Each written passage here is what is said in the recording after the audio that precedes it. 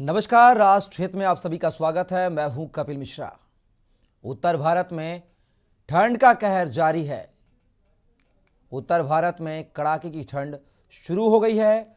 उत्तर भारत के कई राज्यों जिनमें जम्मू कश्मीर, पंजाब, हरियाणा, दिल्ली, उत्तर प्रदेश में घना कोहरा छाया हुआ है।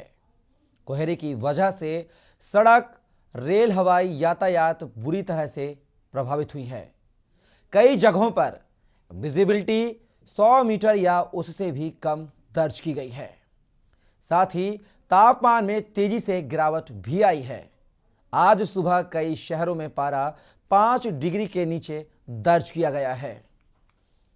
इंदिरा गांधी अंतर्राष्ट्रीय हवाई अड्डा मंगलवार सुबह कोहरे की मोटी परत से ढका रहा।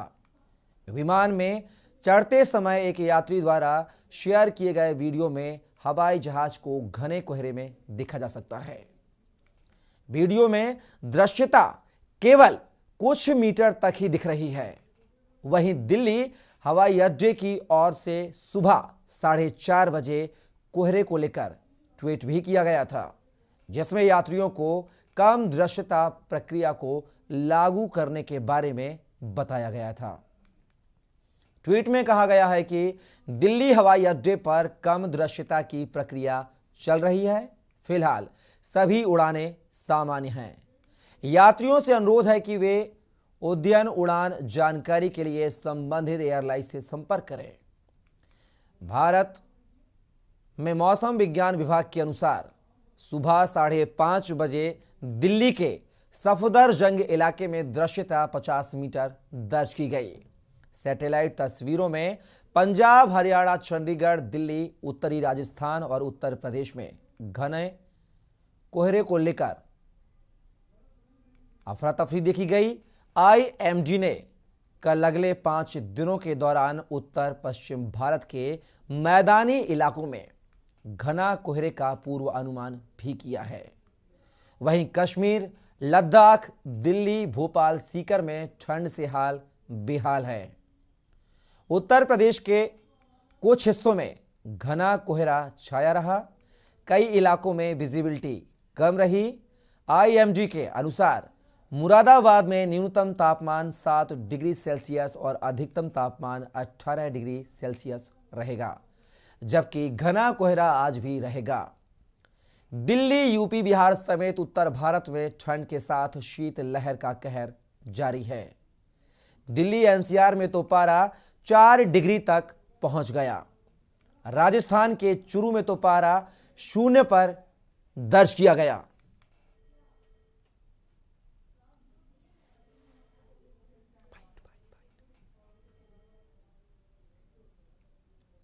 पश्चिमी विक्षोभ की सक्रियता के चलते उत्तराखंड में तापमान में लगातार गिरावट दर्ज की जा रही है।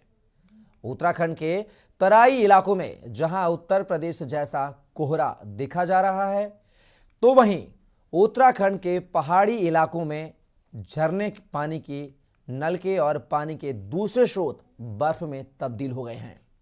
मौसम विभाग का कहना है कि ठंड की यह तो अभी शुरुआत है। 25 दिसंबर के बाद उत्तराखंड में बर्फबारी की सफेद चादर दिखाई देगी। उत्तराखंड के लिए मौसम की बात करें, आज 22 दिसंबर हो गई है और दिसंबर या में देख रहे हैं कि अभी तक कुछ रेनफॉल एक्टिविटी या स्नोफॉल एक्टिविटी प्रदेश में नहीं मिली उत्तराखंड में, और इसी तरह की जो सिचुएशन है वो करीब नवंबर में भी रही है। तो ये कहीं ना कहीं जो कम रेनफॉल एक्टिविटी है, स्नोफॉल एक्टिविटी, ये कृषि और बागवानी के लिए भी जो है अच्छा नहीं है। और आगे भी जो है एक्टिविटी, अगर एक वीक में बात करूँ, आज 22 से लेकर 30 तारीख तक के बीच में, तो कोई विशेष एक्टिविटी नहीं है। 25 को आप देखेंगे थोड़ी बदली छाएगी, 26 को भी रहेगी, और छुटपुट लाइट एक्टिविटी रेन या स्नो की जो हाई रीचेज है उत्तरकाशी, चमोली, पिथौरागढ़ डिस्ट्रिक्ट की, उनमें थोड़ी बहुत हल्की या हल्की एक्टिविटी कहीं कहीं पर वो मिल सकती है। उसके बाद फिर मौसम साफ हो जाएगा और जब आप 30 या 31 तक भी जाते हैं तो एक्टिविटी उसमें अभी तक दिख नहीं रही है। ये यहाँ पे लंबे समय से बारिश न होने के कारण कोहरी ठंड का प्रकोप बढ़ गया है और जिले की गंगा और यमुना घाटी में कोहरी ठंड से बीमारी का प्रकोप बढ़ रहा है। और हमारी जो फसलें हैं, गेहूं की फसलें बारिश के अभाव में ख़राब हो रही है और पाले से सारी फसल हमारी ख़राब हो गई। यहाँ की हर्सिल घाटी में भी सुबह और शाम के टाइम ठंड के कारण झरने भी जम जा रहे हैं। वहीं आगरा जिले के फतेहाबाद की बात करें तो नगर पंचायत द्वारा विगत 3 दिन पूर्व कस्बे के रोडवेज बस स्टैंड पर सर्दी के मौसम में लोगों को ठहरने के लिए एक रैन बसेरा बनाया गया था, जिसमें लाइट इत्यादि की व्यवस्थाएं भी की गई थी। लेकिन इस रैन बसेरा की व्यवस्था करने के लिए कोई भी कर्मचारी नियुक्त नहीं किया गया। नगर पंचायत द्वारा मात्र औपचारिकताएं पूरी करने के लिए ही रैन बसेरे की व्यवस्था की गई। इस दौरान बसेरा में गौवंश का डेरा जरूर बना लिया गया, जहां रैन बसेरा में नगर पंचायत के द्वारा एक रैन बसेरा बनाया गया, जिसमें लिपिक सहित कई कर्मचारियों के नंबर भी वहां पर चस्पा किए गए। लेकिन रैन बसेरे की देखरेख करने के लिए कोई अधिकृत कर्मचारी नहीं है, जिसके चलते बंदरों, आवारा गौवंशों का डेरा यहां पर बना हुआ है। चंद्रशेखर आजाद कृषि एवं प्रौद्योगिकी विश्वविद्यालय के मौसम विज्ञान विभाग से मैं कृषि मौसम वैज्ञानिक डॉक्टर एस.एम. सुनील पांडे। मौसम विज्ञान विभाग का पूर्वानुमान है कि अब इस दिसंबर में उत्तर पश्चिमी सर्द हवाएं कानपुर मंडल सहित पूरे गंगा के मैदानी भागों में शीतलहर पैदा कर सकती हैं और जनवरी के फर्स्ट वीक में वेस्टर्न डिस्टर्बेंस आने के बाद फिर कड़ाके की सर्दी पड़ने की पूरी संभावना है। किसानों को सलाह दी जाती है कि वो क्योंकि पाला पड़ने की भी संभावना रहती है जब तापमान गिरते हैं, तो खेतों में और फसलों में हल्की सिंचाई की गतिविधियां जारी रखें। धन्यवाद। तो लगातार उत्तर भारत में ठंड का कहर जारी है, जहां लद्दाख, कश्मीर सहित अगर बात की जाए तो राजस्थान के चूरू में यूरोप में तापमान दर्ज किया गया है। साथ ही राजस्थान के माउंट आबू में बर्फबारी भी आज सुबह देखी गई है। लिहाजा प्रशासन ने क्या कुछ व्यवस्था इंतजाम की, इन पर भी हम चर्चा करेंगे। लेकिन कहीं ना कहीं आगरा के फतेहाबाद से जो तस्वीरें सामने आई हैं, कहीं ना कहीं वह शासन प्रशासन पर सवाल या निशान खड़े कर रही हैं। साथ ही हम बात करेंगे हरिद्वार की, जहां पर हरिद्वार में गंगा में डुबकी लगाने आए यात्रियों को ठंड का कहर झेलना पड़ रहा है। यहां पर नगर पालिका प्रशासन द्वारा कोई भी अलाव की व्यवस्थाएं नहीं की गई हैं, लिहाजा वहां के पुलिस विभाग को हर की पौड़ी में अलाव की व्यवस्था करवानी पड़ी है।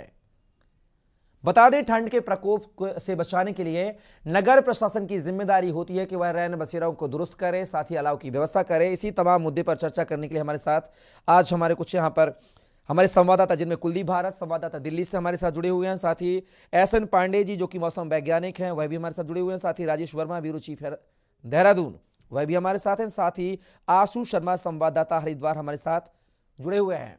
आप सभी मेहमानों का बहुत बहुत स्वागत है राष्ट्रहित में। सबसे पहला आशु, अगर बात की जाए हरिद्वार में, अगर बात की जाए तो जो गंगा में डुबकी लगाने यात्री पहुंचते हैं हर की पौड़ी में, वहां पर नगर प्रशासन के द्वारा पूरी व्यवस्था करवाई जाती है, अलाव की व्यवस्था हो चाहे रैन बसेरा की व्यवस्था हो। लेकिन हरिद्वार में कहीं ना कहीं यहां पर नगर प्रशासन का उदासीन जो चेहरा है, जो रवैया है, वह देखने को मिला है। लिहाजा वहां के पुलिस विभाग को अलाव की व्यवस्था हर की पौड़ी पर करवानी पड़ी थी। क्या प्रशासन ने, नगर प्रशासन ने ठंड को देखते हुए व्यवस्थाओं के इंतजाम नहीं किए हैं? क्योंकि हरिद्वार जो है एक धर्म नगरी है, वहां पर तीर्थयात्रियों का, सैलानियों का आना जाना लगा रहता है। आशु, आवाज नहीं आ रही है, अनम्यूट कीजिए। जी, आ रही है आवाज? आ रही है जी। हेलो जी आशु आ रही है आवाज, कंटिन्यू करें। जी बिल्कुल जी। उत्तर भारत में जिस तरह से ठंड का प्रकोप बढ़ रहा है, धर्मनगरी हरिद्वार भी इससे अछूती नहीं है। पहाड़ों पर जिस तरह से ठंड ने अपने प्रकोप दिखाया हुआ है, धर्मनगरी हरिद्वार में देश और विदेश से लाखों की संख्या में श्रद्धालु आते हैं, मगर जिस तरह से प्रशासन को यहाँ पर अलाव की व्यवस्था करनी चाहिए थी, वो कहीं पर नजर नहीं आ रही है। पुलिस प्रशासन द्वारा ही इसका जिम्मा उठाया गया। पुलिस ने एक मुहिम चलाई है, जिसमें जगह जगह चौक चौराहे पर यात्रियों और स्थानीय जो गरीब लोग हैं उनके लिए अलाव की व्यवस्था की गई, मगर वो भी ज्यादा पर्याप्त नहीं है, क्योंकि पुलिस का जितना संसाधन है उसी हिसाब से पुलिस उस पर कार्रवाई कर सकती है। लेकिन ये कार्रवाई जो करनी थी, इनको जिला प्रशासन और नगर निगम को द्वारा ये करनी चाहिए थी, मगर अभी तक नगर निगम और जो जिला प्रशासन है वो उस तरफ कोई ध्यान नहीं दे रहा है। काफी संख्या में श्रद्धालु हरिद्वार आ रहे हैं, मगर अलाव की व्यवस्था कहीं पर भी दिखाई नहीं दे रही है। जी आशु, लेकिन एक बड़ा सवाल यह है कि वहां के जो हरिद्वार के डीएम है, क्या उनके कानों में यह भनक नहीं पहुंची है कि अलाव की व्यवस्था नगर प्रशासन ठंड के चलते करवाता है, लेकिन हरिद्वार जो उससे अछूता नजर आ रहा है? बिल्कुल समय समय पर, क्योंकि जिस तरह से हरिद्वार में शीतलहर चल रही है, धूप का नामो निशान नहीं है, सूर्यदेव का प्रकोप भी देखने को मिल रहा है कि सूर्य निकल तो रहा है लेकिन अपनी छाया नहीं दे पा रहा है। तो जिला प्रशासन को लगातार इस तरफ ध्यान देने की जरूरत है, लेकिन जिला प्रशासन के कानों में जू नहीं रेंग रही है। और क्योंकि इस ठंड इतनी ज्यादा है कि आसपास के जितने 4 से 5 रैन बसेरे हैं, वहाँ काफी बुजुर्ग लोग भी रहा करते हैं, वहां पर भी अलाव की व्यवस्था अभी तक जिला प्रशासन द्वारा नहीं की गई है। कई बार लोगों द्वारा वहीं पर आसपास के लोगों द्वारा अलाव की व्यवस्था की जाती है, लेकिन उससे वहां पर रहने वाले लोगों को राहत नहीं मिल पाती है। तो जल्द से जल्द, क्योंकि जिस तरह से ठंड का प्रकोप बढ़ रहा है, अगर अलाव की व्यवस्था नहीं हुई तो कहीं ना कहीं जो बुजुर्ग लोग हैं उन्हें काफी समस्या देखने को सामने नजर आएगी। जी बिल्कुल आशु, आप बने रहिएगा हमारे साथ दिल्ली से कुलदीप भारत हमारे संवाददाता जुड़े हुए हैं। कुलदीप, दिल्ली में अगर बात की जाए, ठंड का प्रकोप लगातार जारी है। आज 4 डिग्री पर वहां पर पारा दर्ज किया गया है, न्यूनतम जो पारा है। क्या कुछ कहेंगे इंतजामों को लेकर दिल्ली के? देखिए, पहाड़ी मैदानों में बर्फबारी का जो असर अब सीधी मैदानी इलाकों में दिखने को मिल रहा है, क्योंकि जो पिछले अभी मौसम विभाग ने जो बढ़ती हुई ठंड को देखते हुए येलो अलर्ट जारी कर दिया है। पिछला जो 8 साल का अगर बात करें तो क्रिसमस का सबसे जो बीता रविवार बीता है, क्रिसमस को सबसे ठंडा दिन दर्ज किया गया, 5 न्यूनतम तापमान था। और वहीं अब जो मौसम विभाग ने अलर्ट जारी किया कि दिल्ली में 5 दिन तक घना कोहरा, ठंडी हवाओं की जो मार है वो आम आदमी को झेलनी चलेगी। और वही तो प्रशासन की तरफ से भी ठंड को लेकर जो रैन बसेरों के अंदर इंतजाम किए गए थे, जैसा पिछले हफ्ते हमारी चैनल की खबर का असर भी हुआ था, रैन बसेरों के अंदर गीजर लगा दिए गए थे। और एक हफ्ते के अंदर, लेकिन जहां ठंड की बात करें, ठंड बढ़ने के कारण जो मौत का आंकड़ा है वो भी बढ़ गया। पिछले एक हफ्ते में दिल्ली में 10 लावारिस लाशें मिली है पटरी के ऊपर, जो ठंड के कारण बताया जा रहा है, जिनकी ठंड से मौत हो गई। बेघर लोग थे जो पटरी में सो गए थे। वहीं उसकी सूद लेने के लिए अभी 2 दिन पहले भी जो माननीय राज्यपाल है दिल्ली के, उन्होंने भी यमुना घाट पर रैन बसेरों का दौरा किया। उन्होंने भी दिशा निर्देश जारी किए, लोगों के लिए अलाव जलाने की व्यवस्था करी जाए, इनको गीजर दिया जाए, गर्म पानी के लिए पानी की रॉड दी जाए। वही लेकिन इसकी निर्देश जो एलजी के निर्देश के बाद वही अब रैन बसेरों में काफी जो युद्ध स्तर पे काम जारी हो गया, क्योंकि जिस हिसाब से मौतों का आंकड़ा दिल्ली में बढ़ने लगा ठंड से, वहीं कहीं ना कहीं देखते गंभीर विषय बनता जा रहा था, जिसको देखकर दिल्ली सरकार पर तमाम उसके सवालिया निशान खड़े करे जा रहे थे। जी, अगर बात की जाए कुलदीप, प्रशासन के द्वारा किस तरह की व्यवस्थाएं की गई हैं? जिस तरह से आपने बताया कि 4 जो अज्ञात लाशें हैं वह बरामद हुई हैं, मिली हैं दिल्ली में, तो कहीं ना कहीं ठंड से इन मौतों की वजह बताई जा रही है अगर तो, लेकिन प्रशासन के क्या पुख्ता इंतजाम हैं दिल्ली को लेकर? देखिए, यहाँ पर बताना जो ठंड का आने से पहले ही दिल्ली सरकार ने जो रैन बसेरे थे उनको सबको अलर्ट हाई मोड पर रख दिया था। तो तमाम एक जो इनका यहाँ एक बताना चाहूंगा कि जो दिल्ली सरकार का ड्यूटी डिपार्टमेंट है वो इन रैन बसेरों की रखरखाव करता है। और वहीं इन रैन बसेरों का जो काम है वो एक स्थानीय एनजीओ को दे रखा है, जिस एनजीओ का काम यह है कि जो लोग फुटपाथ पे सोया करते हैं उनको उठाने का काम, उनको समझाकर रैन बसेरों में लाना, उनको सुलाना। लेकिन कहीं ना कहीं जो एनजीओ है वो अपने कर्तव्य से मुंह मोड़ती नजर आती रहती है, क्योंकि पटरी पे लोग सोते रहते हैं, लेकिन कोई भी एनजीओ इनकी सूद लेने के लिए कोई नहीं जाता। इसी कारण जब हमने ये खबर चलाई तब एनजीओ हरकत में आया और तमाम जो ये दिल्ली के कुछ भारी इलाका है जहाँ सबसे ज्यादा बेघर लोग पाए जाते हैं पटरियों पर, उनको एनजीओ और जो दिल्ली पुलिस है उनके साथ समझा बुझाकर उनको अंदर रैन बसेरों में लाया जा रहा है और उनको वही बिठाया जा रहा है। और तब जो पोटा कैबिन जगह नहीं है वो पोटा कैबिन लगा के प्लास्टिक का तंबू लगा दिया गया ताकि जो लोग हैं वो अंदर सो सके। लेकिन कहीं ना कहीं जो यह बेघर लोग भी हैं वो भी जो पटरी पे रहने वाले लोग हैं वो फिर भी कुछ देर के लिए प्रशासन आता है, अंदर जाते हैं और फिर दोबारा से बाहर पटरी में भागे जाते हैं। लेकिन जो प्रशासन है उसने कितनी बार इनको समझा लिया, तमाम स्थानीय नेता जो वहां के लोग इनको समझाते, लेकिन जैसा भी 2 दिन पहले भी एलजी साहब ने खुद जाके बेघर लोगों से बात करी, उनको समझाया, लेकिन फिर भी लोग अंदर रहने को तैयार नहीं है। जी चलिए कुलदीप, आप बने रहिएगा, साथ ही हसन पांडे साहब और राजेश वर्मा जी आप भी बने रहिएगा। तो राष्ट्र में लगातार हम ठंड का प्रकोप, तो सीकर में ठंड का कहर जारी है। साथ ही अगर राजस्थान की बात करें तो माउंट आबू में आज बर्फबारी हुई है, चुरू में माइनस में तापमान दर्ज किया गया है। क्या कैसे हालात हैं राजस्थान के, और प्रशासन ने ठंड से निपटने को लेकर क्या कुछ तैयारी कर रखी है? जी सर, मैं आपको बताना चाहूंगा कि पिछले 10 दिनों से तापमान में वो काफी गिरावट दर्ज हो रही है। जहां उत्तरी हवाओं के चलते ये तापमान में गिरावट दर्ज हो रही है। जहां आज का तापमान फतेहपुर में 1.5 डिग्री माइनस में दर्ज किया गया है। जहां प्रशासन की बात की जाए तो प्रशासन ने भी कुछ दिन 3 दिन पहले येलो अलर्ट जारी किया गया था मौसम विभाग की ओर से, जहां पर येलो अलर्ट को देखते हुए प्रशासन भी अब निगरानी में चल दिया है। और जहां रैन बसेरों की बात की जाए वहां पर देखभाल की जा रही है और जहां निरीक्षण कर और जो लोग वहां पे ठहरते हैं उनसे बात की जा रही है। कोई व्यवस्था है और अव्यवस्था तो नहीं है, उसको लेकर भी तमाम बातें हैं उनको देखकर उनसे बातचीत की जा रही है। और जहाँ बात की जाए सामाजिक संस्थाओं की, वो भी लोग उनकी व्यवस्थाएं कर रहे हैं, गर्म कपड़ों की चादर वगैरह उनको दी जा रही है। जी सर। चलिए मुकेश साहब बने रहिए हमारे साथ लगातार एसएन पांडे साहब जो कि मौसम वैज्ञानिक हैं। चलिए हमारे साथ राजेश वर्मा जो कि ब्यूरो चीफ देहरादून से हमारे साथ मौजूद हैं। राजेश जी, अगर बात की जाए उत्तराखंड पर्यटक की दृष्टि से काफी अहम है। ठंड के मौसम में पर्यटकों का आना जाना लगा रहता है, लिहाजा उत्तराखंड में अभी भी पर्यटकों का जो दौर है वह आना जाना शुरू हो गया होगा। लेकिन व्यवस्थाओं की बात की जाए तो हरिद्वार की जो तस्वीरें आई हैं, जो खबर आई है कि वहां पर नगर प्रशासन के द्वारा अलाव की व्यवस्था नहीं की गई है तीर्थयात्रियों के लिए, तो हरिद्वार के हालात क्या हैं ठंड को लेकर और प्रशासन की क्या कुछ व्यवस्थाएं वहां पर नजर आ रही हैं? राजेश जी।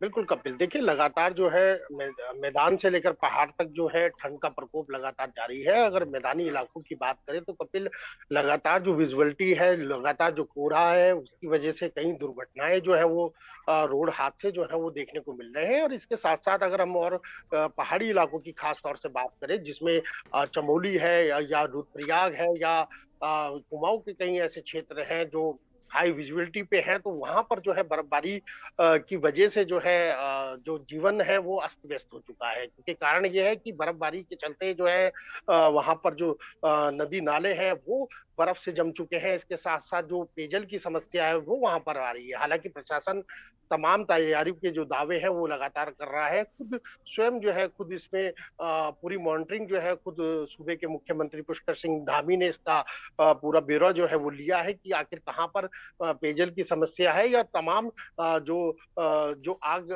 जो रैन बसेरे हैं उसमें क्या व्यवस्था है। तो ये सारी चीजें हैं जिनको लेकर के खुद स्वयं मुख्यमंत्री पूरी मॉनिटरिंग कर रहे हैं। लेकिन देखिए लगातार जिस तरीके से हम देख रहे हैं, राजधानी देहरादून की अगर हम बात करते हैं तो अधिकतम तापमान जो है वो आज की डेट में जो है वो देखा गया है कि 15 डिग्री सेल्सियस रहा और न्यूनतम तापमान जो है वो 5 से 6 डिग्री रहा है। तो कहीं ना कहीं अब जिस तरीके से शाम ढल रही है तो रात में ये तापमान और गिरेगा और कहीं ना कहीं एक समस्या जो है वो आम जनमानस के लिए जरूर बनती है। और इसके साथ साथ सबसे बड़ी समस्या पहाड़ी क्षेत्रों में बन जाती है, क्योंकि अभी फिलहाल यहाँ पर रोशनी है, आप देख सकते हैं मेरे पीछे भी काफी इस समय रोशनी साफ तौर पे है। और इसके इस समय जो पहाड़ी इलाके हैं वहां पर इस समय जो है अनमोन जो है अब अंधेरा छा चुका है। क्योंकि जो पूरे दिन भर की अगर बात करें तो जिस तरीके से तेज हवाएं लगातार चल रही हैं, ठंडी शीत लहर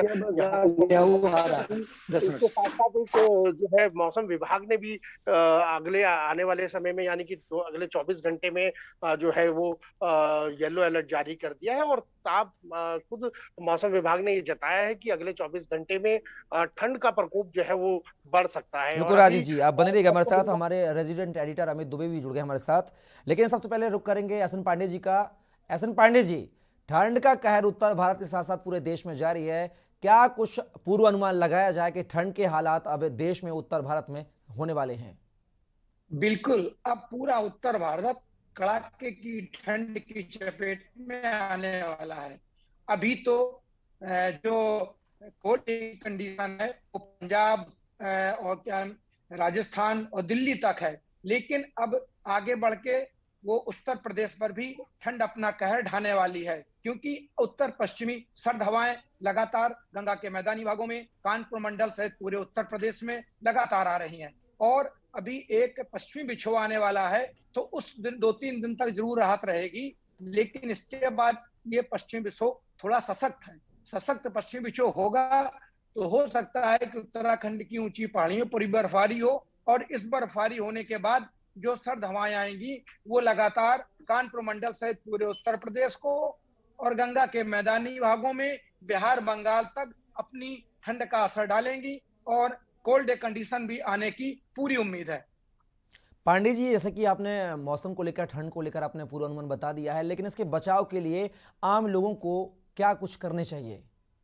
बिल्कुल, आम लोगों को सलाह दी जाती है कि वह घर से बाहर निकले तो पूरे कपड़े पहन के निकले, कैप लगा के निकले।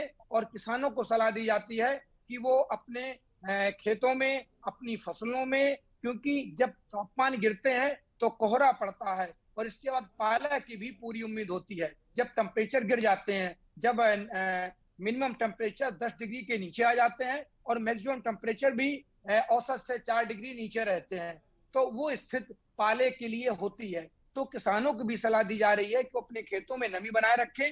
इसके अलावा और भी कई साधन होते हैं कि खेतों किनारे धुआं दें और कुछ पौधों के ऊपर घास डाल दें, सूखी घास डाल दें या पौधों के ऊपर से बचत करें, जिससे पाले से वो अपनी फसल को बचा सके। और जनमानस को भी सलाह दी जाती है कि वो अपना ख्याल रखें, इनर पहन के बाहर निकलें यदि ये 2 पहिया गाड़ी से निकलते हैं। और इस समय एक चीज और होती है, प्रदूषण भी बहुत रहता है कानपुर और इलाहाबाद और लखनऊ आगरा जैसे, दिल्ली ऐसे बड़े शहरों में, तो उससे भी बचत करें, क्योंकि प्रदूषण में इस समय नमी भी है। मॉइस्चर जब होता है तो प्रदूषण की नीचे एक लेयर बन जाती है जिसपे धूल के कण और जो हमारे व्हीकल्स हैं उनका उनकी सारी चीजें कण इकट्ठे हो जाते हैं, जो मानव के लिए और फेफड़े के लिए सांस लेने में दिक्कत होती है। ये सारी सभी जनमानस को इसका ख्याल रखना चाहिए और मास्क का भी यूज करना चाहिए अगर वो बाहर निकलते हैं। बिल्कुल पांडे और जी। सरकार को भी जी भी उनके रैन बसेरे हैं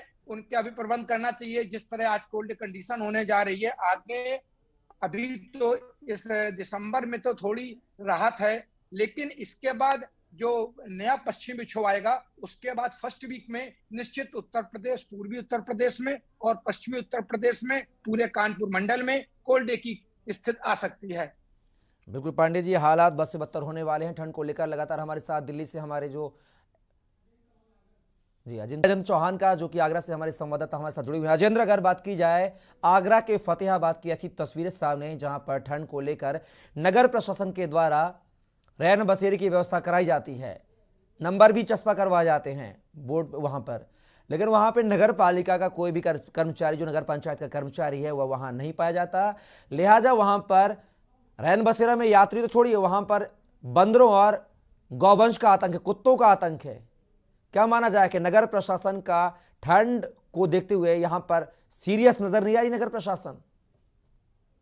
देखिए, अगर मानने की बात की जाए तो साफ तौर से दिखाई दे रहा है कि सूबे के मुखिया योगी आदित्यनाथ के आदेश को ठेंगा दिखाते हुए यहाँ जो नगर पंचायत है, फतेहाबाद नगर पंचायत के चेयरमैन है और यहाँ पर जो तैनात कर्मचारी हैं, वो साफ तौर से आदेश को ठेंगा दिखा रहे हैं। क्योंकि बड़ी बात है कि एक और देश में क्या हालत हो रखी है कोरोना के, दूसरी ओर अगर ठंड की बात कर लें तो आज आगरा में तकरीबन 16 डिग्री सेल्सियस यहाँ पर तापमान है और कोहरे का कहर इतना है कि सुबह से धूप के दर्शन यहाँ पर नहीं हुए हैं। और ये आलम सब है जो कि ठंड में, एक और तो प्रशासन दावे करता है कागजी कार्रवाई की, अगर बात करें कोरोना काल से लेके अब तो जैसे ठंड की बात कर लेते रैन बसेरे की, तो अभी तक आगरा में तमाम ऐसी जगह देहात में बद से बदतर हालात है। तस्वीरें आप देख सकते हैं, उदाहरण के लिए फतेहाबाद नगर पंचायत की तस्वीरें हैं जहां पर रोड में जो बस स्टैंड के सामने यहाँ पर एक रैन बसेरा बनाया गया, वहां पर इंसान तो नहीं लेकिन जानवर वहां पर आराम कर रहे हैं, क्योंकि उनको पता है यहाँ पर देखने वाला कोई अधिकारी नहीं है, कोई कर्मचारी नहीं है। एक रिपोर्ट जानी है, वो आराम से चली जाएगी और सिग्नेचर होकर वो आला कमान को पहुंच जाएगी। तो ये काफी है ये बताने के लिए। और जो वहां के चेयरमैन है, तमाम जो वहां पर कर्मचारी तैनात है, जब मीडिया ने एक खबर दिखाई, जब वहां के एसडीएम को इस बात का पता चला तो आनंद फानन में वहां पर एक कर्मचारी नियुक्त कर दिया गया। जिस नंबर इस तरह से दिए गए जैसे ना जाने कितनी परेशानियों को दूर कर दिया जाएगा उन नंबरों को कॉल करके। लेकिन अभी तक हालात जस के तस है, अब तैनाती की गई है लेकिन वहां पर कोई भी व्यक्ति अभी तक नहीं देखा जा सकता। ये जो तस्वीरें हैं शर्मनाक है। कहीं ना कहीं इंसानों के लिए जो व्यवस्था की गई है, वहां पर आवारा जानवर वहां पर आराम कर रहे हैं। और यही नहीं, जिस जगह पर इतनी गंदगी है वहां पर इंसान कैसे आराम करेगा? क्या उम्मीद प्रशासन से कोई व्यक्ति करेगा, या क्या हम इस बात को मानेंगे कि सरकारें वादे कर रही हैं, जिले के आला अधिकारी कह रहे हैं कि रैन बसेरे की व्यवस्था कर ली गई है, लेकिन कैसी व्यवस्था है? या तो ये माना जाए कि ये जानवरों के लिए व्यवस्था की गई है या इंसानों के लिए व्यवस्था की गई है, ये एक बड़ा सवाल है। जी बिल्कुल राजेंद्र, कहीं ना कहीं जो शासन प्रशासन है वह व्यवस्थाओं के नाम पर महज खाना पूर्ति करता हुआ नजर आ रहा है और इसी के चलते अपनी पीठ भी वह स्वयं थपथपा लेता है। लगातार इसी मुद्दे पर चर्चा करने के लिए हमारे साथ हमारे दिल्ली से रेजिडेंट एडिटर अमित दुबे भी हमारे साथ जुड़े हुए हैं। अमित जी, कहा जाता है कि दिल्ली की सर्दी काफी फेमस भी है, लिहाजा आज दिल्ली में 4 डिग्री सेल्सियस तापमान, न्यूनतम जो तापमान है वह दर्ज किया गया है। ठंड के हालात किस कदर हैं और व्यवस्थाओं को लेकर अगर बात की जाए तो क्या कुछ वहां के स्थानीय प्रशासन के द्वारा की गई हैं? अमित जी अनम्यूट कीजिए। अमित जी, आपकी आवाज नहीं आ रही है। दिल्ली में जो सर्दी का सितम है वो अब दिखने लगा है और बाकायदा उसका असर जो है वो पूरी दिल्ली में दिखाई दे रहा है। दूसरी बड़ी चीज कि जैसे जैसे कोरोना को लेके यहाँ पे बात हो रही है, खासतौर पे BF7 को लेके, और उसके बाद जो है तमाम लोगों ने मास्क लगाना शुरू भी कर दिया है। और दिल्ली में सिर्फ सर्दी की समस्या नहीं है, लगातार जिस तरह प्रदूषण को लेके यहाँ पे देखने को मिला है कि लगातार चाहे हम PM25 की बात करें, PM10 की बात करें, लगातार जो जिस तरह से प्रदूषण बढ़ता रहा है वो भी एक बड़ी समस्या यहाँ पे देखने को मिली है। और यही बड़ी वजह है कि भले ही दिल्ली में सर्दी का सितम बड़ा दिखाई पड़ रहा हो, लेकिन कई बार लोग जो है इस बात को लेके संशय में रहते हैं कि आखिरकार ये कोहरे की दस्तक है जिस तरह चीजें हो रही हैं, या दिल्ली में जो लगातार प्रदूषण चल रहा है उसका यहाँ पे कहर है। जिस तरह प्रधानमंत्री ने अपील की है, तमाम केंद्रीय स्वास्थ्य मंत्रालय, तमाम कमेटियों द्वारा अपील की गई है कि चूंकि कोरोना जो है जिस तरह बढ़ रहा है, लोग जो है वो मास्क लगाएं। और उसके बाद दिल्ली में अब मास्क भी दिखने लगे हैं, कई जागरूक लोग जो हैं जो प्रदूषण के दौरान यहाँ पे मास्क लगाए मिलते हैं। लेकिन बड़ी चीज यहाँ पे जो देखने को मिलती है कि जिस तरह जब कोहरा बढ़ता है खास तौर पे, तो उस दौरान न सिर्फ सर्दी की बात की जाए बल्कि जो ट्रैफिक है वो ट्रैफिक भी खास तौर पर ट्रैफिक पे असर यहाँ पे साफ तौर पे दिखाई पड़ता है। हालांकि पेरिफेरल में बनने के बाद तमाम जो बाहरी वाहन हैं वो लगातार बाहर होके जहां भी उन्हें जाना होता है वो निकल जाते हैं, दिल्ली में उनकी एंट्री नहीं होती है। लेकिन इसके बावजूद जो है वो दिल्ली में इस तरह की चीजें देखने को मिलती है। जहां तक अगर हम दिल्ली सरकार की बात करें तो तमाम दिल्ली सरकार की तरफ से जो है तमाम चीजों की मॉनिटरिंग की जा रही है। रैन बसेरे की बात हो, रैन बसेरे जो है वो परमानेंट चलते हैं, लेकिन दिल्ली में खासतौर पे सर्दियों में रैन बसेरों की अलग से मॉनिटरिंग की जा रही है। दिल्ली सरकार ने बाकायदा इसे लेके तमाम लोगों की नियुक्ति की है। हालांकि उस तरह की चीजें अभी यहाँ पे दिखाई नहीं देती, लेकिन जैसे जैसे सर्दी का सितम और ज्यादा बढ़ेगा, कई चीजें जो है वो लोगों के सामने बाहर आएंगी। बिल्कुल अमित जी, आप बने रहिएगा हमारे साथ। इसी कड़ी में हमारे साथ कैलाश चंद वर्मा जो कि मौसम वैज्ञानिक हैं, फतेहपुर सीकर राजस्थान, वह भी हमारे साथ जुड़ गए हैं। कैलाश चंद जी, अगर बात की जाए राजस्थान के चुरू में आज माइनस में तापमान दर्ज किया गया है। साथ ही बात की जाए तो माउंट आबू में बर्फबारी भी हुई है, सीकर में भी हालात बद से बदतर ठंड को लेकर। तो आगे आने वाले समय में मौसम की दिशा और दशा क्या होने वाली है? कैलाश जी अनम्यूट कीजिए, आपकी आवाज नहीं आ रही है। सर, मैं doctor Kailash Verma, assistant professor ji sir, agriculture university Jobner ji, और मैं पोस्टेड ARS फतेहपुर में हूँ जी। और मेट्रोलॉजी का वक्त मैं ही देखता हूँ। अपन 23 दिसंबर से बात करें तो टेम्परेचर डिक्रीज होता जा रहा है। 23 तारीख को जो टेम्परेचर था 5.5 डिग्री सेंटीग्रेड था, 24 तारीख को 4.7 डिग्री सेंटीग्रेड था और 25 तारीख को 0.4 रहा। और जो आज का जो टेम्परेचर दर्ज किया गया 730 दर्ज किया गया था, वो टेम्परेचर -1.5 डिग्री सेंटीग्रेड दर्ज किया गया है। और अपने पिछले सालों की बात करें तो ये टेम्परेचर लास्ट वीक में डिक्रीज होता है।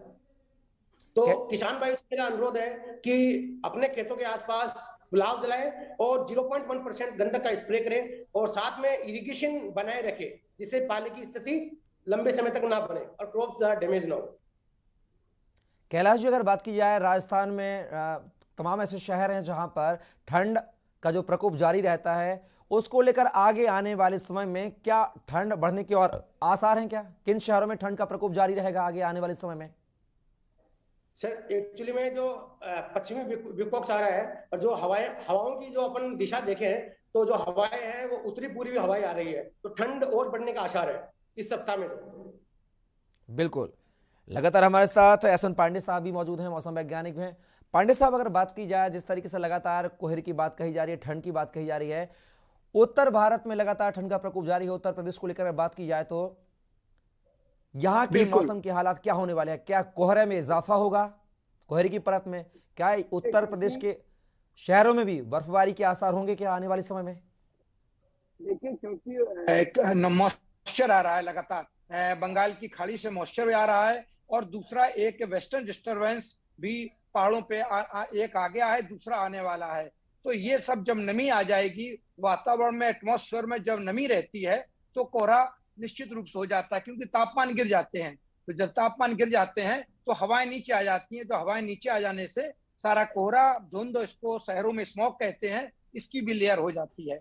और जिस तरह से उत्तर पश्चिमी सर्द हवाएं लगातार अब उत्तर प्रदेश से क्या पूरा बिहार और पश्चिम बंगाल तक जा रही हैं, तो उससे ये उम्मीद लग रही है कि अब सर्दियां बढ़ेंगी पूर्वी उत्तर प्रदेश में भी और पश्चिमी उत्तर प्रदेश में। जिस तरह से इस समय पंजाब, राजस्थान, दिल्ली और हरियाणा इसमें टेम्परेचर 2 और 3 डिग्री तक पहुंच रहे हैं और कहीं कहीं 0 डिग्री भी पहुंचने वाले हैं। लेकिन उत्तर प्रदेश में अभी स्थिति 0 और 1-2 डिग्री वाली नहीं है, लेकिन टेम्परेचर लगातार कम हो रहे हैं। अभी कल 3 डिग्री टेम्परेचर डाउन हुआ है, कहीं कहीं 4 डिग्री टेम्परेचर गिरा है और दोनों रात वाला तापमान और दिन का तापमान, दोनों तापमान लगातार गिर रहे हैं। और क्योंकि अब जो उत्तर पश्चिमी हवाओं में है वो कंटिन्यूटी बन गई है, उनमें निरंतरता लगातार है, और जब इन हवाओं में निरंतरता बनी रहती है तो निरंतरता रहने से फिर तापमान बढ़ नहीं पाते हैं।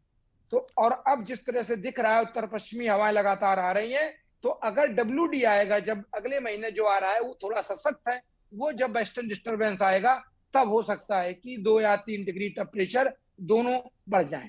जी, अजेंद्र हमारे साथ आगरा से लगातार जुड़े हुए हैं। अजेंद्र, अगर बात की जाए, नए साल का आगाज होने वाला है, आगरा में सैलानियों का हुजूम रहता है नए साल को लेकर। अगर बात की जाए ताजमहल को देखने के लिए तो काफी जो सैलानी हैं देश विदेश से वहां पहुंचते हैं, इसको लेकर प्रशासन ने क्या इंतजाम, क्या व्यवस्थाएं कर रखी हैं आगरा को लेकर, ठंड से बचाव को लेकर? अब देखिए, बिल्कुल आपको बताना चाहूंगा कि जिस तरह से ताजमहल की हम बात कर लें, न्यू ईयर पर हमेशा ही यहाँ पर तमाम विदेशी पर्यटक आते हैं और देश के भी तमाम जो भारी राज्य हैं वहां से आते हैं और लाखों की संख्या पर यहाँ पर जो फर्स्ट वीक रहता है, यहाँ पर न्यू ईयर से लेकर एक जनवरी से लेकर जो 7 जनवरी तक का जो समय रहता है, यहाँ पर काफी भीड़ रहती है। अगर होटलों की बात करें तो यहाँ पर एक भी होटल खाली नहीं मिल पाता। तमाम यहाँ पर जो सैलानी है ताजमहल पर देखे जा सकते हैं, क्योंकि कहीं ना कहीं मानते हैं कि नई न्यू ईयर का आगाज है, तमाम छुट्टी रहती है, बच्चे हों या बाहर के लोग हों, तमाम आते हैं। प्रशासन की हम तैयारी की बात कर लेते हैं। जिस तरह से कोरोना वायरस का खतरा जिस तरह से बताया जा रहा है, बढ़ता जा रहा है, एक मरीज आगरा में मिला कल, तो अब साफ तौर से यहाँ पर जो ताजमहल है, लाल किला है, फतेहपुर सीकरी है, जितने भी हिस्टोरिकल पैलेस है, यहाँ पर टेस्टिंग शुरू कर दी गई है। कोरोना टीम की यहाँ तैनाती कर दी गई है, निगरानी यहाँ पर रखी जा रही है। साफ तौर से यहाँ पर एंटीजन यहाँ टेस्ट किया जा रहा है। अगर जहां RT-PCR के लिए भी यहाँ पर किए जा रहे, रेलवे स्टेशन हो या एयरपोर्ट हो, तमाम बस अड्डे हो, हर जगह पर चेकिंग की गई है। और जो भीड़ वाले इलाके हैं वहां पर मास्क अलाउ कर दिया गया है, सरकारी कर्मचारी को प्रदेश सरकार की ओर से किया गया, लेकिन सभी लोगों से आग्रह किया जा रहा है। प्रशासन की तैयारी की अगर हम बात करें, तमाम पुलिस यहाँ पर तैनात रहती है। जितने भी मोन्यूमेंट है यहाँ पर, सड़कों पर ट्रैफिक व्यवस्था अभी फिलहाल ठीक चल रही है, लेकिन जब लगातार हमने पहले भी कोरोना काल के समय के न्यूज के माध्यम से तमाम जो दर्शक हैं उनको बताया, और सबसे बड़ी बात यह है कि प्रदेश अलग केंद्र सरकार हो या प्रदेश सरकार हो, उसकी बात के अलावा सबसे बड़ी जो जिम्मेदारी यहाँ बनती है हर नागरिक की बनती है, क्योंकि कोरोना काल जैसी बीमारी से पहले भी सब लोगों ने एक साथ मिलकर लड़ाई लड़ी और जीते हैं। जिस तरह से अभी कोरोना के तमाम कंट्रियों में अगर देखा जाए तो कोरोना के हालात बद से बदतर अभी भी है, चाइना में जिस तरह से बताया जा रहा है, लेकिन इंडिया में अगर लोगों को सबसे पहले जागरूक होना पड़ेगा। भीड़ वाले इलाके में अगर जा रहे, मास्क लगाना होगा, सोशल डिस्टेंसिंग जरूरी है, कोरोना के नियमों का बिल्कुल पालन करना होगा, तो साफ तौर से तभी हम यहाँ पर जो लोगों हैं एक दूसरे की मदद कर पाएंगे। लेकिन अगर आगरा की न्यू ईयर को लेकर तैयारी की बात कर ले तो पहले की तरह से इस बार भी चाक चौबंद व्यवस्था देखी गई है। तमाम पुलिस फोर्स की तैनाती यहाँ की जाती है, रूट डायवर्जन किया जाता है, ट्रैफिक के लिए तमाम ट्रैफिक पुलिसकर्मी लगाए जाते हैं, क्योंकि न्यू ईयर का आगाज है और यहाँ पर तमाम होटलों में तमाम यहाँ प्रोग्राम होते हैं और लाखों की भीड़ यहाँ देखी जाती है। जी, हमारे साथ दिल्ली से लगातार कुलदीप भारत हमारे संवाददाता भी जुड़े हुए हैं। कुलदीप, अगर बात की जाए, दिल्ली देश की राजधानी है जहां पर लाल किला, ताजमहल, कुतुब मीनार, इंडिया गेट, तमाम ऐसे दार्शनिक स्थल हैं जहां पर लोग जाते हैं, देखते हैं, नए साल का आगाज होता है। इन स्थानों पर खासकर बात की जाए, हवाई अड्डों पर बात की जाए, रेलवे स्टेशन पर बात की जाए, बस अड्डों पर बात की जाए, तो क्या कुछ प्रशासन के द्वारा तैयारियां की गई हैं ठंड से बचाव को लेकर, यात्रियों को लेकर? देखिए, जैसा कि जो कल 25 दिसंबर था और वहीं जब इंडिया गेट जो 25 दिसंबर के दिन में दिल्ली के अंदर इंडिया गेट पर काफी भीड़ होती है, लेकिन कल ठंड के कारण वो भीड़ भी देखने को नहीं मिली, क्योंकि टेम्परेचर जब रात शाम होते होते 4 डिग्री तक टेम्परेचर गिर गया, तो लोगों ने जो क्रिसमस का जो प्लान था बाहर घूमने का, वो घर में ही बनाना बेहतर समझा, क्योंकि ठंड को लेकर किसी भी तरह प्रशासन का इन जितने भी आपने ऐतिहासिक स्थल बताया, बस अड्डे या ट्रेन, यहाँ तक कि जो रेन बसेरे हैं, रेन बसेरों के अंदर भी अलाव का इंतजाम नहीं है, तो सरकार कैसे लाल किला, इंडिया गेट पे किसी प्रकार का इंतजाम कर सकती है। और कई जो ये जगह सारी ऐसी है धार्मिक स्थल जहाँ पे परमानेंट टेंट बसेरे या कुछ स्ट्रक्चर नहीं बनाया जा सकता, इसलिए यहाँ पे सिर्फ पोर्टा कैबिन बनाए जाते हैं। और पोर्टा कैबिन में जो ड्यूशिप का रूल है उसके अकॉर्डिंग किसी भी प्रकार का गीजर, अलाव या गर्म पानी की व्यवस्था नहीं की जाती। ऐसे में जो पोर्टा कैबिन में रहने वाले यात्री है, जो बेघर लोग हैं, उनको ठंडे पानी से ही नहाकर गुजारा करना पड़ता है। जी, हमारे साथ लगातार हमारे रेजिडेंट एडिटर अमित दुबे भी लगातार जुड़े हुए हैं। अमित जी, अगर बात की जाए, दिल्ली में कई अव्यवस्थाओं से नागरिकों को गुजरना पड़ रहा है, चाहे हम प्रदूषण की बात करें वहाँ पर हावी है, कोहरे की बात करें तो वह भी दिल्ली में हावी है, ठंड की बात करें तो वह भी दिल्ली में हावी है। और अगर बात की जाए तमाम प्रयासों को लेकर, जिस तरीके से जो यातायात जो बाधित हुआ है, चाहे हवाई यातायात की बात करें या ट्रेनों की बात करें, ट्रेनों में 318 ट्रेनों में लेट लतीफी हुई है आज। अगर बात की जाए दिल्ली को लेकर अगर बात की जाए तो क्या कुछ आगे की तस्वीर नजर आती है? क्या हालात और बिगड़ने वाले हैं, यातायात और बाधित होने वाला है? देखिए, इसमें कोई दो राय नहीं। अगर मौसम विभाग की माने तो आगे आने वाले दिनों में हालात जाहिर तौर पे बिगड़ेंगे। और दूसरी चीज कि अपने सवाल के जो मैं जवाब दे रहा हूँ उसके दौरान मौसम वैज्ञानिक जो हमारे चैनल पे बैठे हुए उनसे भी जानना चाहेंगे। हिंदू परंपराओं के अनुसार लगातार ये बात भी कही जा रही है कि नेक्स्ट ईयर जो साल है उसमें खासतौर पे 2 सावन जो है वो इंक्लूड हो रहे हैं। और यही बड़ी वजह है कि सर्दी का जो सितम है वो देर से शुरू हुआ है। और चूंकि अमूमन जो सर्दी है जो खासतौर पे दिसंबर से जनवरी तक मानी जाती है, उसका कहर भी दिल्ली की बात करें या पूरे देश की बात करें लगातार थोड़ी देर से शुरू हुआ। इस बात को तमाम लोग मान रहे हैं। और अब चूंकि सर्दी का सितम आ चुका है तो जाहिर तौर पे न सिर्फ फ्लाइट की बात करें, ट्रेनों की बात करें, अन्य की बात करें तो लगातार इस तरह की चीजें देखने को मिलेंगी। लेकिन अभी भी वो रूटीन जो है, जो खासतौर देखा जाता था कि कोहरे की वजह से पूरा ट्रैफिक जाम हो जाता था, वो उस तरह की चीजें भले ही अभी नजर आ रही हो, लेकिन इसमें कहीं कोई दो राय नहीं है कि आने वाले दिनों में इस तरह की चीजें साफ तौर पे नजर आएंगी। और जो सर्दी है, खासतौर पे कोहरे की जो बात की जाती है, जो ओस की बात की जाती है, वो लगातार दिखाई देगी। हालांकि पहले अमूमन ये देखा जाता था कि दिसंबर का जब महीना होता था तो दिसंबर में इस तरह का कोहरा और तमाम चीजें जो है साफ तौर पे दिखाई पड़ती थी। और इस बार ये चीजें जो है वो खासतौर पे 20 दिसंबर के बाद जो है अमूमन दिखाई पड़ी और उसमें भी बीच बीच में गैपिंग हो रही है। लेकिन जो मौसम विभाग ने खास तौर पे कहा है कि 5 दिन के अंदर जो है वो सर्दी का सितम और ज्यादा देखने को मिलेगा और उसे लेके लोगों को अलर्ट पर रहने की जरूरत है। और खासतौर पर उन लोगों के लिए जो रैन बसेरे में रहते हैं, जिन लोगों के पास अपने साधन नहीं है खास तौर पे, तो उन लोगों के लिए सर्दी से बचने के लिए तमाम उपाय उनके लिए भी जरूरी है।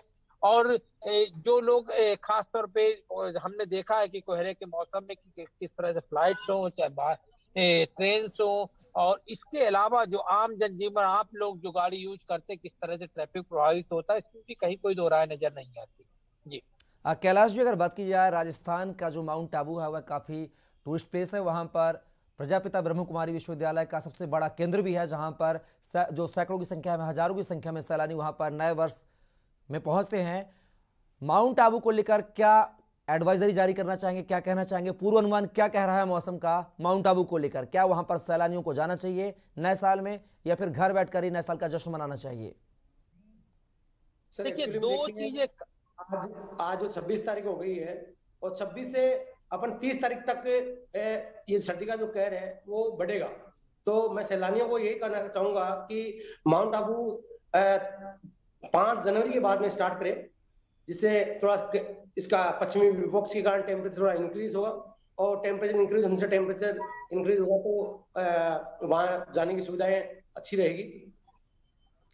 कैलाश जी, अगर बात की जाए घने कोहरे की वजह से जो विजिबिलिटी है वह कम भी आंकी जा रही है, 50 मीटर की विजिबिलिटी आंकी जा रही है, तो जो आवागमन करने वाले रात्रि में जो सैर सपाटा करते हैं उनके लिए सही समय क्या रहेगा? अगर कोई एक शहर से दूसरे शहर जाना चाहता है कार ड्राइव करके या बस के माध्यम से, जुड़े हुए लगातार बात की जाए यहाँ पर अजेंद्र, ठंड का प्रकोप उत्तर भारत सहित पूरे देश में जारी है। शासन प्रशासन, नगर प्रशासन की बात की जाए तो उनकी भी लापरवाहियां सामने आ रही हैं, लेकिन खबर दिखाए जाने के बाद अब अगर आगरा प्रशासन की बात की जाए, खासकर फतेहाबाद की बात की जाए, तो क्या कुछ प्रशासन ने व्यवस्थाएं दुरुस्त की हैं अब तक अगर बात की जाए तो? देखिए, जिस तरह से आगरा के जो फतेहाबाद नगर पंचायत है वहां की तस्वीरें हैं, और ये तस्वीरें काफी शर्मनाक हैं, क्योंकि लोगों को बचाव के लिए व्यवस्था की गई। जिस तरह से चाहे टेंट जैसा भी लगाया गया, रेल बसेरा बनाया गया, और जिले के जिलाधिकारी को एक कहीं ना कहीं एक रिपोर्ट भेजी गई होगी, लेकिन वहां के जो एसडीएम है उनकी सबसे बड़ी जिम्मेदारी बनती है। और दूसरी ओर एक कार्रवाई की बात बनती है कि जो वहां पर जो तैनात है, जो तैनात कर्मचारी किए गए, जो वहां की चेयरमैन है, आशा देवी नाम बताया जा रहा है वहां की चेयरमैन का, कि उन्होंने उनकी किस तरह की देखरेख थी, वहां के कर्मचारियों की तरफ बोर्ड लगा दिया गया।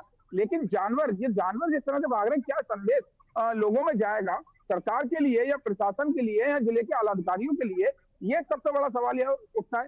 अगर हम आगरा शहर की बात करें, ये देहात की बात थी, फतेहाबाद इलाका देहात में लगता है। आगरा शहर की अगर हम बात कर लेते हैं तो आगरा शहर में तमाम देशी विदेशी सैलानी आते हैं, बस स्टैंड है और तमाम जहाँ जो रेलवे स्टेशन है, लेकिन वहां पर भी हालात कहे जरूर जाती हैं। हर साल समाज सेवी हैं, फोटो खिंचाने के लिए जरूर आते हैं, एक फोटो खिंचता है, अखबार में छपता है और फोटो खिंचाने के लिए जरूर आएंगे, लेकिन वो अभी तक समाज सेवी कहीं नजर नहीं आ रहे हैं, जो कि फोटो खिंचाने का शौक कह सकते हैं उनको, कि फोटो खिंचाने का शौक होता है और कहते हैं कि हमने रैन बसेरे का इंतजाम किया। प्रशासन की हम बात कर लेते हैं, अलाव की व्यवस्था, आगरा जैसे जिले की हम बात करें तो मेट्रो सिटी आगरा होने जा रहा है, मेट्रो का काम चल रहा है, जिसमें कि वर्ल्ड मोन्यूमेंट यहाँ पर है, ताजमहल यहाँ पर है। तमाम सूबे के मुखिया, चाहे प्रदेश सरकार कोई भी हो, सूबे के मुखिया योगी आदित्यनाथ बार बार यहाँ आते हैं, लेकिन जिस तरह के यहाँ नाम है उस तरह की यहाँ व्यवस्थाएं नहीं है। अजेंद्र, अगर शासन प्रशासन ने रैन बसेरे की व्यवस्था की है ठंड को लेकर, तो क्या यहाँ के जो वरिष्ठ अधिकारी हैं, जो नगर पालिका के अधिशासी अधिकारी हैं, कर्मचारी हैं, डीएम हैं, एसडीएम, क्या ये कभी मॉनिटरिंग करने के लिए रैन बसेरों में जाते हैं कभी, कि क्या हालात है वहां पर? देखिए, अभी यहाँ पर जिलाधिकारी नए आए हैं और जिस तरह से ठंड का शुरुआत है आज का, अगर हम बात करें तो आज रात से लेके आज पहली बार इस तरह की ठंड पड़ी है कि आज सूरज तो यहाँ नहीं निकल पाया है। बिल्कुल ठंड का प्रकोप अभी भी है, 17 डिग्री टेम्परेचर अभी भी इस समय आगरा में बना हुआ है। लेकिन अगर पिछले समय की हम बात कर लेते हैं, पिछले साल की हम बात कर लेते हैं, तो एक दो बार यहाँ के जिलाधिकारी जरूर निकले थे, लेकिन अधिकारियों को भी कहीं ना कहीं ठंड लगती है, उनका रैन बसेरों पर औचक निरीक्षण नहीं होता है, कहीं ना कहीं एक दूसरे को ऊपर वो काम टाल दिया जाता है। देहात में बद से बदतर हालात है। शहर की अगर हम बात कर लेते हैं तो शहर की जो व्यवस्था है तो कुछ समाज सेवियों के भरोसे चल जाती है, कुछ लोग अपने आप अपनी व्यवस्था करके, जैसे कि ऑटो चालक होते हैं, वो अपने पैसे इकट्ठा करके लकड़ी जला लेते हैं, उससे रात भर काट लेते हैं, क्योंकि पेट को पालना है, बच्चों को पालना है, ऑटो चलाना है, तो अपनी व्यवस्था लोग खुद ब खुद करते नजर आ रहे हैं। सड़कों पर तमाम हमने के न्यूज के माध्यम से लगातार कई सालों से रियलिटी चेक दिखाया है कि रैन बसेरे के नाम पर ढाक के 3 पार्क हैं, कहीं आदमी नहीं है, कहीं सफाई नहीं है, कहीं गंदगी का अंबार है, तमाम ऐसी चीजें हैं, लेकिन हालात सुधरने का नाम नहीं लेते हैं। हर बार वादे जरूर किए जाते हैं, दावे बिल्कुल किए जाते हैं कि व्यवस्था बिल्कुल दुरुस्त है, लेकिन व्यवस्था के नाम पर कितनी यहाँ पर व्यवस्था दुरुस्त है, ये फतेहाबाद नगर पंचायत की तस्वीर बिल्कुल, लेकिन कहीं ना कहीं जिले की व्यवस्थाओं को दुरुस्त करने का काम वहां के डीएम का होता है। अगर डीएम सख्त हैं तो व्यवस्थाएं भी सख्त नजर आती हैं, अगर डीएम लचीले हैं तो व्यवस्थाएं भी वहां पर लचीली नजर आएंगी। लेकिन देखना होगा कि खबर दिखाए जाने के बाद वहां के डीएम हरकत में आते हैं नहीं। हमारे साथ लगातार कुलदीप भारत दिल्ली से जुड़े हुए हैं। कुलदीप, अगर बात की जाए तो यहाँ पर हमने रैन बसेरों का रियलिटी टेस्ट भी किया था दिल्ली में, तमाम जो खामियां नजर आई थी, हालांकि खबर प्रमुखता से चलाई थी के न्यूज ने, उसके बाद असर भी हुआ था, वहां पर व्यवस्थाएं भी दुरुस्त की गई थी रैन बसेरा को लेकर। लेकिन अगर बात किया तो अलाव की व्यवस्था को लेकर क्या कुछ तैयारियां दिल्ली के नगर सरकार ने कर रखी हैं, लिहाजा भी हाल ही में एमसीडी पर काबिज हुई आम आदमी पार्टी क्या व्यवस्थाओं को दुरुस्त करने में सक्षम नजर आ रही है? अनम्यूट कीजिए कुलदीप, आवाज नहीं आ रही है। देखिए, रैन बसेरों को लेकर जो के न्यूज ने खबर दिखाई थी, सुबह होते ही तमाम डीसी डिपार्टमेंट के अधिकारी थे तो उसमें सभी वहां रैन बसेरों पे जांच करने पहुंच गए थे। साझी कोई कमी थी, क्योंकि गर्म पानी की मेन कमी बताई गई थी, गर्म पानी के लिए गीजर ठीक कर दिए गए थे। लेकिन जो अलाव की आप बात कर रहे हैं, अलाव का किसी भी तरह से कोई इंतजाम नहीं है प्रशासन की ओर से, क्योंकि इनकी गाइडलाइंस के मुताबिक किसी भी रैन बसेरे के अंदर आप ज्वलनशील पदार्थ को नहीं रख सकते। इसको लेकर जो आग जलाने की व्यवस्था है वो गेट से बाहर, इनको अपने जो बेघर लोग हैं उनको अपने ही पैसों से लकड़ खरीद के गेट के बाहर आग जला के बैठना पड़ता है। उसी से ठंड का जो गुजारा होता है, क्योंकि अंदर ना हीटर भी जो है वो भी प्रोवाइड नहीं किया जाता, ना गर्म हवा फेंकने वाली जो रूम हीटर है, किसी भी प्रकार की कोई व्यवस्था नहीं है। जी चलिए, हमारे साथ लगातार एसएन पांडे साहब मौसम वैज्ञानिक जुड़े हुए हैं। पांडे साहब, नए साल का आगाज है, 4 दिनों बाद जो यात्री, जो सैलानी अपने शहर से दूसरे शहर जाना चाहते हैं नए साल को लेकर, मनाने को लेकर, जश्न को लेकर, उनके लिए क्या एडवाइजरी देना चाहेंगे? मौसम का पूर्वानुमान क्या कहता है? वेदर फोरकास्टिंग क्या कुछ कहती है? पहली तारीख के बाद एक सशक्त पश्चिमी विक्षोभ, जिसको वेस्टर्न डिस्टर्बेंस कहते हैं, वो आ रहा है और उससे जरूर रास्ते बंद हो जाते हैं। तो जो भी सैलानी वहां जाना चाहे वो मेट्रोलॉजिस्ट की पहले भविष्यवाणी अपना देख लें तब जाएं, क्योंकि अभी जो लग रहा है उससे ये जो वेस्टर्न डिस्टर्बेंस आ रहा है ये थोड़ा मजबूत है, और जब मजबूत वेस्टर्न डिस्टर्बेंस होता है तो ये उत्तराखंड की पहाड़ियों और हिमाचल की पहाड़ियों, यहाँ तक कि मसूरी और देहरादून और इसके हिमाचल प्रदेश में शिमला, इन भी यहाँ भी बर्फबारी होने के पूरे चांसेस रहते हैं। तो जब बर्फबारी हो जाती है तो सड़कें जब बंद हो जाती हैं और लोग जो फैमिली के साथ होते हैं उनको 24 घंटे 48 घंटे उन सड़कों पर गाड़ियों में रहना पड़ता है। इसलिए अब जो भी सैलानी जाएं या तो वो 29-30 तारीख में निकल जाएं या फिर इसके बाद उनको जाना हो तो वो जब बर्फबारी हो जाए इसके बाद जाएं। पांडे जी, जिस तरह से आपने कहा है कि पहाड़ी क्षेत्रों में बर्फबारी होगी, तो उत्तराखंड, हिमाचल की बात करें, कुल्लू मनाली की बात करें, इन जो क्षेत्रों में, पहाड़ी क्षेत्रों में अगर कोई सैलानी नए वर्ष का आगाज करने जाना चाहता है तो उसको 2-3 दिन पहले निकलना पड़ेगा, ऐसा कहना आपका है? अभी वो 2 दिन बाद निकल जाए, क्योंकि 1 तारीख के बाद जो पश्चिमी विक्षोभ आएगा वो सशक्त है। जब वो सशक्त होगा तो उस बीच अगर बर्फबारी के बीच में वो रास्ते में रहता है तो उसको दिक्कत का सामना करना पड़ सकता है और परेशानियां उठानी पड़ सकती हैं। इसलिए वो ये पश्चिमी विक्षोभ जो वापस जा रहा है इसके बाद वो कल या परसों जा सकता है और 31 तक वो अपना पहुंच जाए, अपना होटल में या गंतव्य स्थल पे पहले ही अपना बुकिंग करा ले, जिससे उसे कोई दिक्कतों का सामना ना करना पड़े। अमित जी, अगर लास्ट में अमित जी कम शब्दों में आपसे जानना चाहेंगे, प्रशासन ने ठंड को लेकर व्यवस्थाएं दुरुस्त नहीं की हैं, कई तस्वीरें हमने दिखाई हैं, कई खबरें दिखाई हैं, इसको लेकर अगर प्रशासन लापरवाही करता है तो क्या कुछ कहा जाए? देखिए, फिलहाल जो है सरकार की तरफ लगातार मॉनिटरिंग हो रही है, क्योंकि जिसकी मैं बात कर रहा था खासतौर चाहे वो देश की राजधानी की बात करें या पूरे देश की बात करें, क्योंकि पूरे देश में लगातार जब से प्रधानमंत्री ने कोरोना की समीक्षा बैठक की है उसके बाद पूरा देश कहीं ना कहीं अलर्ट पे नजर आ रहा है। तमाम प्रदेशों के जो मुख्यमंत्री है वो लगातार इसे लेके बैठक कर रहे हैं। तो जाहिर तौर पे कि ठंड से इस पे क्या असर पड़ता है, कोरोना की गति किस तरह से बढ़ती है, और BF7 जिसे खास तौर पर इस तरह का वेरिएंट माना जाता है जो कि कई गुना तेजी से फैलता है, उसे लेके सरकार तमाम चीजों पे लगातार नजर बनाए हुए है।